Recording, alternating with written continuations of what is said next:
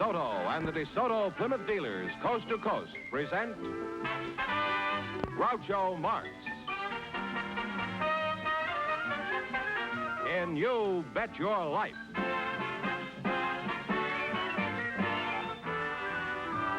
Groucho sent me to see the new DeSoto. Groucho sent me, and I love to drive this car. It's long and low and roomier, so handsome you can see. It's powerful, and I'm so glad that Groucho sent me. Listen to him when you hear Groucho say, Go drive the new DeSoto at DeSoto Plymouth dealers today.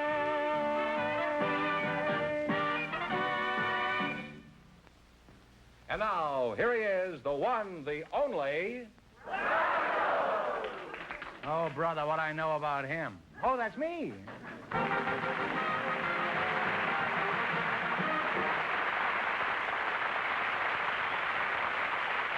Hi, audience. Well, here I am again with $1,000 for one of our couples.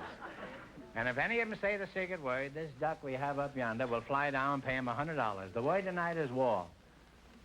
Okay, Duck. Au revoir. He's a French duck. Mr. Fenneman, begin, huh? Groucho, we have a cab driver for you. He's Mr. Maury Simon.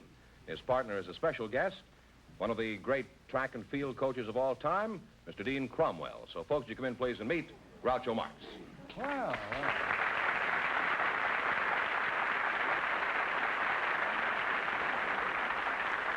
Welcome for the DeSoto Plymouth dealer. Say the secret word and divide $100. It's a common word, something you find around the house. Dean Cromwell, eh? Anybody who reads the sport pages know who you are, Mr. Cromwell. You're a fine-looking fellow, Dean. How old are you? Well, my friends have been telling me for the past 20 years that I am 55. Well, you don't look any older. Do you have any rules for keeping in such good condition? Yes, sir. Groucho, do not have any minor vices. Don't smoke, nor drink, nor use swear words. No profanity, Groucho, no profanity. Well, those are admirable qualities, Dean. I don't use profanity either, unless, of course, I have to give up smoking. Now, let's see. Who are you again? I'm Maury Simon, Mr. Marx. Maury Simon? Yes, sir. I see. Where are you from, Maury? I was born behind a dairy that my dad owned in Cleveland, Ohio. Are you a baseball fan, Maury? Oh, I'm more than just a baseball fan. I used to work at the Cleveland Indian ballpark. I used to sell peanuts and popcorn and ice cream. Would you like to hear how I yelled? I used to vend. Well, I'm not crazy about it, but I mean, if it's an overwhelming desire you have, why, tear loose. Here's the way I used to go. Peanuts, popcorn, crackjack, fries, and each and every pack. Then I used to have another one. No wonder they lost the World Series. There's another one I used to have. I used to sell ice cream. Would you like to hear that? I had to go. Sure. Ice cream, you scream, we all scream for ice cream. Bicker Telling's honey-coated ice cream here, cooling and refreshing. Enjoy the game and ice cream. Was this written by Robert Browning? Do people holler like that around where you work, Dean? No, Peanuts? they're very, very quiet because my sport is individual sport. I see. Well, let's get back. You've been track coach at USC for 30 years, haven't you? 40 years, Groucho. Oh, well, my watch has stopped. Does the track coach give the boys a pep talk like they do in football in order to steam them up to win? I always did, Groucho. Yes, I told each one of those boys that he was a champion. I called him champ. Told him that he was going to be better tomorrow than he is today, that next year he's going to be better than this year. Continually keep that word champion in front of him. Well, did you tell them this collectively? Individually. And in the meantime, you keep them relaxed. Well, how do you do that? Do you hit them with a baseball bat or something? Talk to them gently. Oftentimes you can tell them a short story. Funny stories? You know, it better be funny if you're going to keep them relaxed. Could you tell us one of these funny stories? Uh-oh. If the audience goes to sleep, we'll let Maury sell some more peanuts. Well, two old gentlemen in bar sitting at a table in New York City. One gentleman says, I am 85 years old, and I've never used glasses. The other one said, why? And he says, I drink my liquor from a bottle.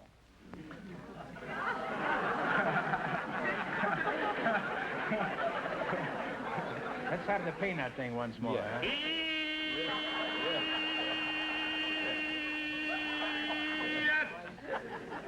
He not only sells them, he steams them. Eh? And the other old gentleman says... Oh, this is over. The other old gentleman says... Oh, I'm sorry, Dean. I thought that was all there was to it. Oh, this is...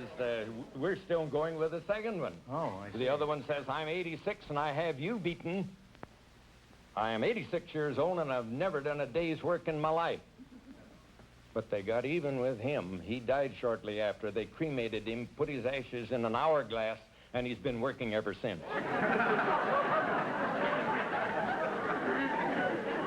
You told this joke right before a track meet? Well, that joke would make anyone run fast. Yeah. Including the person who told it. Dean, who are some of the famous... I like that joke. Thank you, Groucho. It's not funny, but it's sincere. Well, Dean, who are some of the famous athletes you've helped to develop over the years? 3 of the greatest sprinters the world has ever seen, Groucho. Charles W. Paddock, the first of the fastest humans, and then Frank Wyckoff, the next of the fastest humans that defeated every sprinter in the world, and then lastly, Melvin Patton, who now holds the world's record in the 100 yards and the 220 yards. And then, of course, the heavenly twins, Earl Meadows and Bill Sefton, that broke the world's record in the pole vault on an afternoon about 2 minutes apart. Well, you've got quite a record. You were the coach of the United States Olympic team, weren't you, a few years Yes, sir. back? I was in London in 1948, and assistant coach in Amsterdam in 28, Los Angeles 32, Berlin in 36. Well, that's quite a record, huh? Now, I'd like to continue this battle, but the time has come for both of you to win some money here. I know that Dean is interested in that. How about you, Maury? You like money? Oh, I love it. Well, we're going to start you off with $100. You have to try to add to that by answering 4 questions. If you miss a question, you lose half of your bankroll. You ready? Ready as I'll ever Okay, be. you select the general information quiz. And remember, the more the question is worth, the harder it is. Now, what do you want to start with? 10, 20, 50, 80, 100? $50? That's fine. Okay. $50. One answer between you. What famous American do you associate with Poor Richard's Almanac? Talk it over. Benjamin Franklin. Benjamin Franklin. Oh, Ben Franklin is right. You now have $150. Okay, now what are you going to go for? You say, 60? Okay. 60. By what means of transportation did the crew of the Kon-Tiki arrive at their destination? Had a raft. There's a raft. George Raft is right. You now have $210. Yeah, you're getting a free ride here, Dean. Yeah. Huh? I'll try 70 or whatever you say. Whatever you say. Is that all right? Okay. 70. What instrument is used to determine the altitude of an airplane? Altimeter? That's close. You now have $280. Well, your climbing is your last chance to beat the other couples. What are you going to go Let's for? play it safe and make it 40. $40. 40. How many fiddlers did old King Cole have? Old King Cole with Mary told it. Mary also with the... Fiddler's 3. Well, Fiddler's 3. You are absolutely right. 3 fiddlers is right. And you wind up with $320. Thanks and good luck from the DeSoto Plymouth dealers. Thank you, Dean.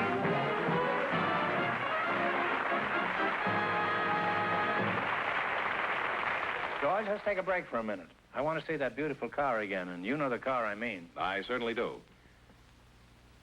So let's go out to the Chelsea Proving Grounds and see the magnificent new 1955 DeSoto. Well, here we are, and there's the car.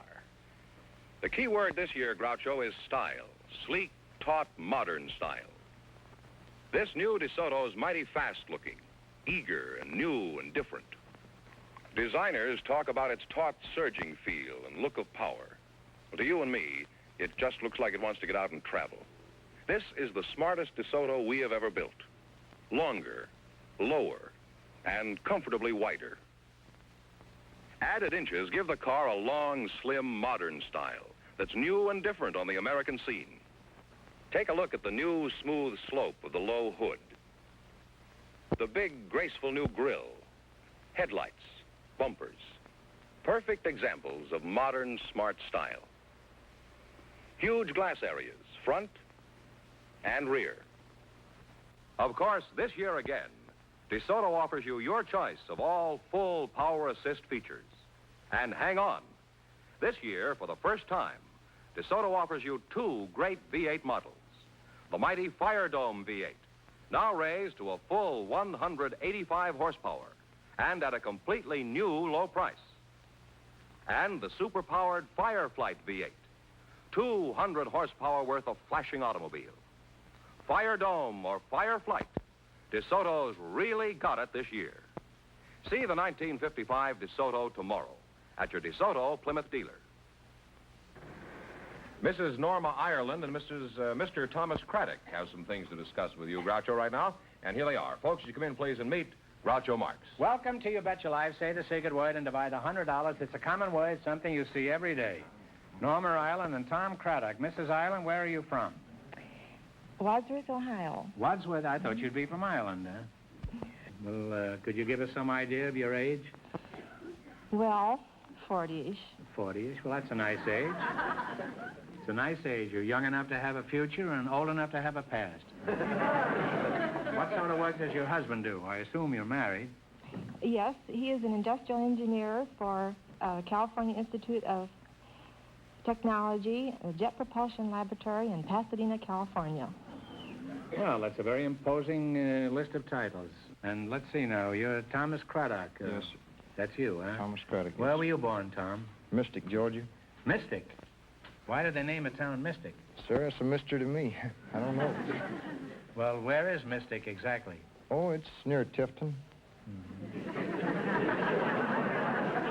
Well, that clears that up, all right. Now, where is Tifton? Near Mystic? Oh, it's about 30 miles from Valdosta. Are we getting near anything yet? Well, you're about 60 miles from Jacksonville. Jacksonville, huh? Yes. Well, now you're talking. Jacksonville, Florida, huh? Yes, sir. Are you married, Tom? Yes, sir. Is she a Mystic girl? Most girls are, you know. No, sir, she's a Tifton. A Tifton, huh? Yes, sir. What kind of work have you been doing since you left Mystic? Oh, I've been farming, a little bit of everything, and worked for Fred Rice Rug Service. Oh, must be cleaning up, huh? Yes, sir. It's Do you have very any nice. other job besides the rugs? Oh, I sell jewelry on the side. Which side do you sell it on? Well, it's pretty On the business. outside? Yes, sir. It's Well, how is the jewelry business? well, it's pretty bad right now. Why is that? It's close to Christmas. There ought to be a lot of... Well, I've sold 3 watches and 1 ring. Since when? Oh, God, that's been a while. My wife bought the watch, and What's this? my wife bought one of the watches. Your wife bought the watch? And I bought the ring, but I still owe the man. I've been owing him for 2 months for the ring. Tom, I think if you work real hard inside of 6 months, you could build your jewelry business into a shoestring. Now, Mrs. Ireland, are you a housewife? Yes, I am. Do you do anything special for relaxation? Any hobbies? Well, I'm an amateur contestant. You mean you've been on a lot of shows? No, not shows. I enter other kinds of contests. What kind? Huh? Puzzle contests and limericks and statements and jingles and... Have you ever won any of these contests? Well, I've won over 100 prizes, I think, which isn't a large number at all. Well, you must be pretty smart. How much money have you No. won? Approximately. Between 3,000 and 4,000. What are some of the prizes you've won? You probably have 300 electric toasters at home. No, I'm not that good. You got 200? Would you be interested in buying a watch here from...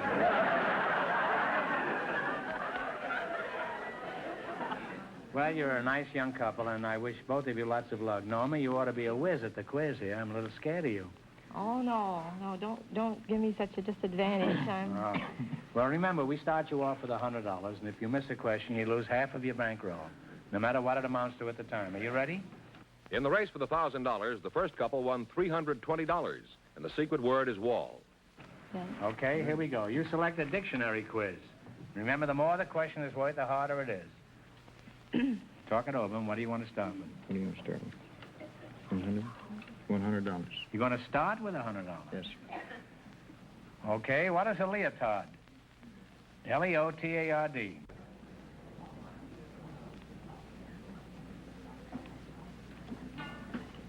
Come on. A slow person or individual? No, it's a form-fitting garment worn by ballet dancers. Well, you lost half your original 100. You now have $50. Well, don't get discouraged. What are you going to go for now? None. 90? Okay, what is a lexicon? Lexicon. Dictionary? Dictionary? Dictionary is right. Dictionary is right.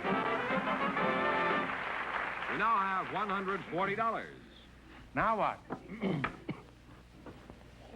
80. What do you call the blanket or shawl worn over the shoulder by some of the people of Mexico?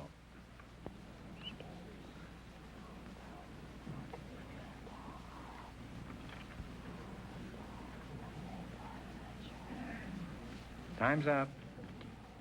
Mandela? Mandela? Mantilla. No, it's a serape. Serape. Well, you lost half the 140. You now have $70. All right, it's your last chance to be the up couples. What are you going to go for? 70. 70. Many universities have campanile. Campanile. What is a campanile?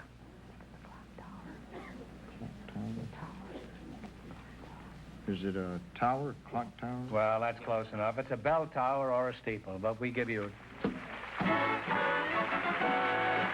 you wind up with $140. Thanks and good luck from the DeSoto Plymouth dealers. You took a tough category.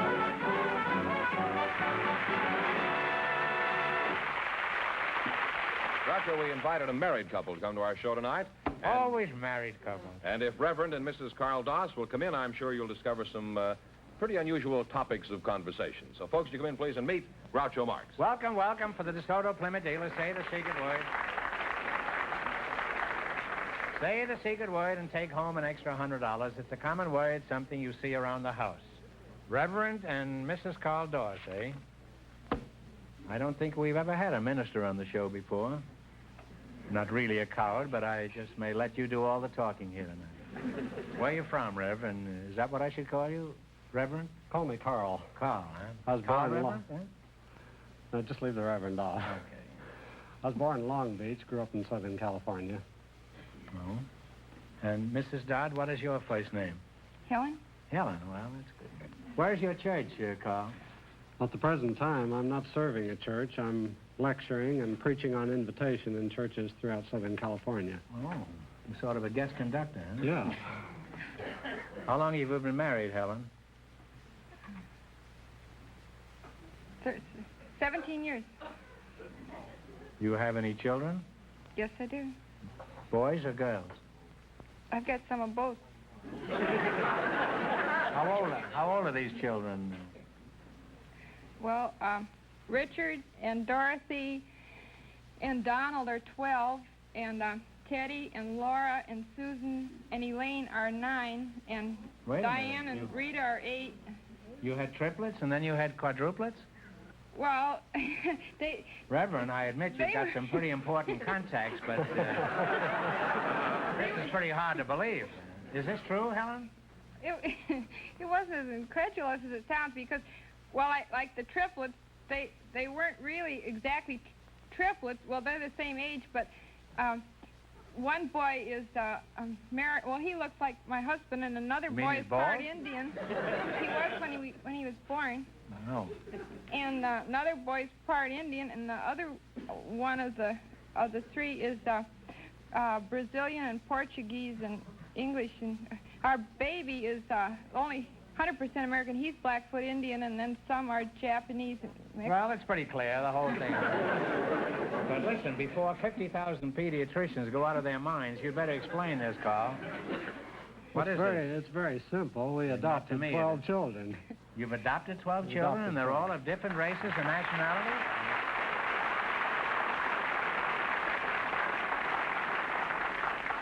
And they're all of different races and nationalities? Yes. I'm speechless with admiration. I think you should get the handshake, really. Huh? You have to do taking care of them, eh? Well, do the racial differences present any problems, Helen? Well, the children don't really realize, well, they know it theoretically they're different, but it doesn't make any difference. For instance, the two oldest boys always play cowboy and Indian, but the blonde, blue-eyed boy always plays the Indian, and the Indian always plays the cowboy. And when They must have fun chasing each other, eh? Well, that's wonderful. I'm sure there must be a story behind these youngsters, Carl. Could you tell us how all this happened? Well, when we were married, we wanted a normal family, as any couple does. And when our doctor told us we couldn't have children of our own, we thought naively, well, we'll adopt them.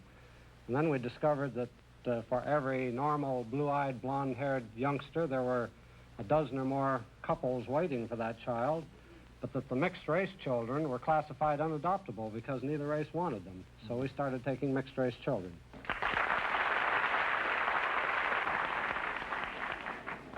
Helen, I realize running your household must be a full-time job, but do you ever get a chance to relax? Or do you have any hobbies like gardening or...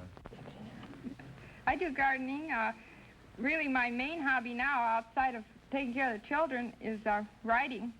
I just finished writing a book about my family. It's called The Family Nobody Wanted. McCall's had a small part of it in their September and October issues. And when is this book coming out? It came. I mean, it's come. It's a past tense of come. Well, is it on sale now in the bookstore? It's been on since September 22nd. Well, all you people could do her a big favor by going out and buy one of these copies. Yeah, it makes a good Published by Christmas Little present. Brown. Yes, it makes a wonderful Christmas present, and it's a fine plea for tolerance. Thank you. And thank you. Gosh, we're polite around here. Reverend Doss, you have a wonderful family. Now, I want to ask you one question. With the experience you've had so far, would you do the same thing all over again? We sure would, Groucho. It's been an enriching experience for us. We've discovered, for one thing, that all races are basically alike. That these differences that we call racial differences that divide men are cultural differences. They're something that's acquired after birth. That's true. And that all people are born alike. That's true. All people are born alike except Republicans and Democrats. They're as far apart as the two poles. Well, I think you've done something for your country that is rarely equaled. You've had a small League of Nations all of your own. And it's too bad that more people don't do this. You know, we send a care package away for $10 or something to Korea or something. We think we've done a wonderful job. Now, someday in the far, far distant future, Reverend, and you too, Helen, when you're both face-to-face with St. Peter, you can certainly tell him that Groucho sent you.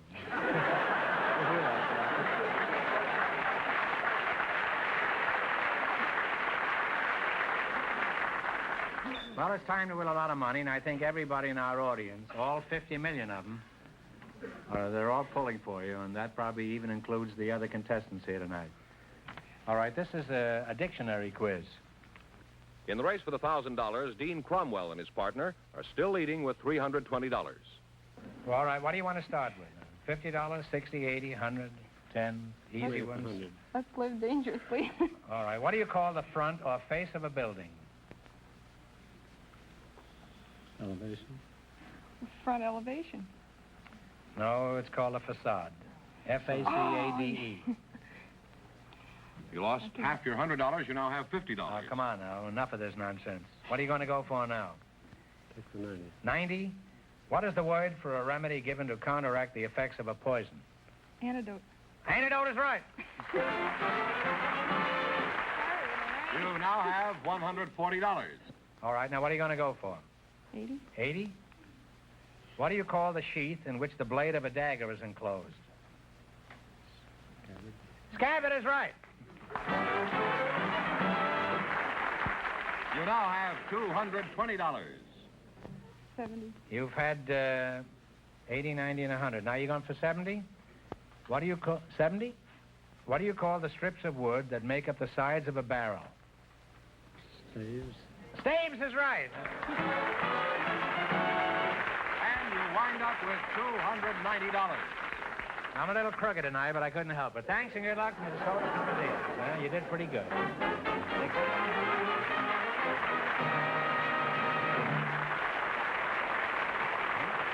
That means that Mr. Dean Cromwell and Mr. Simon, with $320 in just 1 minute, get the chance at the DeSoto Plymouth $1,000 question. Come inside the most luxurious, stylish interiors in an automobile today. Inside the sparkling new 1955 DeSoto. Here's beauty and comfort at the height of fashion. DeSoto this year makes use of glamorous nylon, glistening metallic thread fibers, the softest shoemaker's leathers, weaves and patterns that spell style and luxury. Smooth, gleaming chrome sets off the interiors. Interiors, incidentally, available in over 24 color combinations. Here's the ultra-smart double cockpit effect of the brand new DeSoto instrument panel, in a class by itself for beauty. And set right on the instrument panel, the new flight control lever. Yes, inside or out, the new 1955 DeSoto will catch your eye with its up-to-the-second style and beauty. See it at your DeSoto Plymouth dealers now. DeSoto, styled for tomorrow. And here's the winning couple, Dean Cromwell. Pardon me, George. Before you go ahead, we have something a little unusual here. During the commercial, we've been having a conference backstage about the quiz we just finished. We asked a question for which the correct answer is facade, F-A-C-A-D-E. Now, Mrs. Dorr said front elevation, and some of us feel that might be acceptable. So we think the best thing to do is to bring them back next week for a chance at an extra $1,000 question. But Dean Cromwell and his partner are still high for tonight and still get a chance at the $1,000 DeSoto Plymouth question tonight. Right.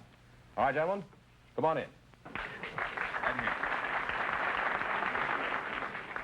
Well, Dean, we're through with the sprints now. We're up to the mile run here. Here it is. Most of the major countries of the world have well-known news services, like the Associated Press, United Press, and International News in this country. For $1,000, what is the famous news agency of England? Talking over. Reuters? I think so. Reuters. Right.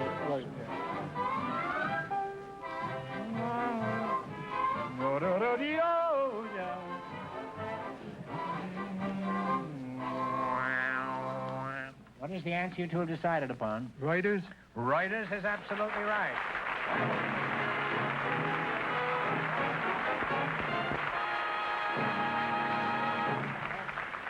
They win $1,000 plus how much in the quiz, George? $320. Well, thanks and good luck from the DeSoto Plymouth dealers.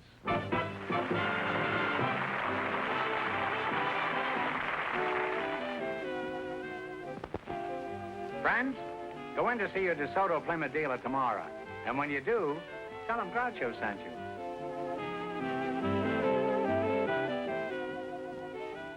Be sure to tune in next week, same time, same station, for Groucho Marx in You Bet Your Life on television. On radio every Wednesday night. And don't miss the big Chrysler Corporation TV show each week on another network.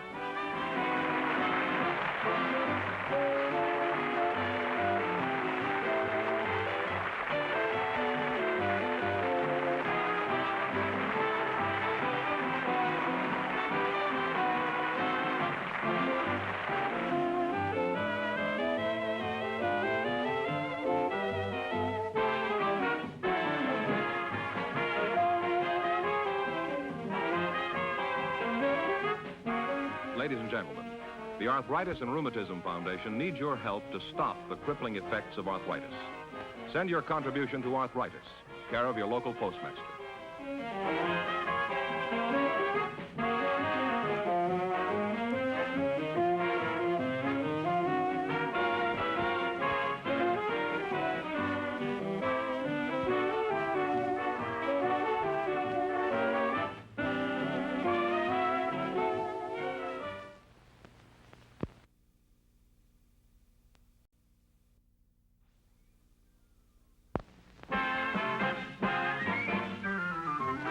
DeSoto and the DeSoto Plymouth dealers, coast to coast, present Groucho Marx in You Bet Your Life.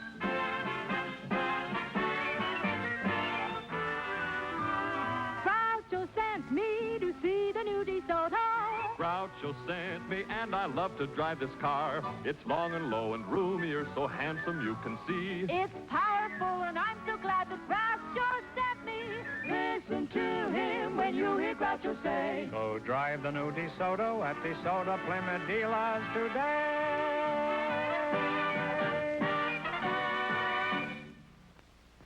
And now, here he is, the one, the only...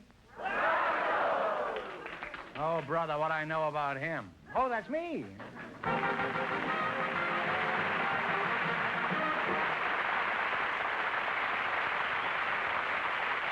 Hi, audience. Well, here I am again with $1,000 for one of our couples. And if any of them say the secret word, this duck we have up yonder will fly down and pay him $100. The word tonight is war. Okay, Duck. Au revoir. He's a French duck. Mr. Fenneman, begin, huh? Groucho, we have a cab driver for you. He's Mr. Maury Simon. His partner is a special guest, one of the great track and field coaches of all time, Mr. Dean Cromwell. So, folks, you come in, please, and meet Groucho Marx. Well.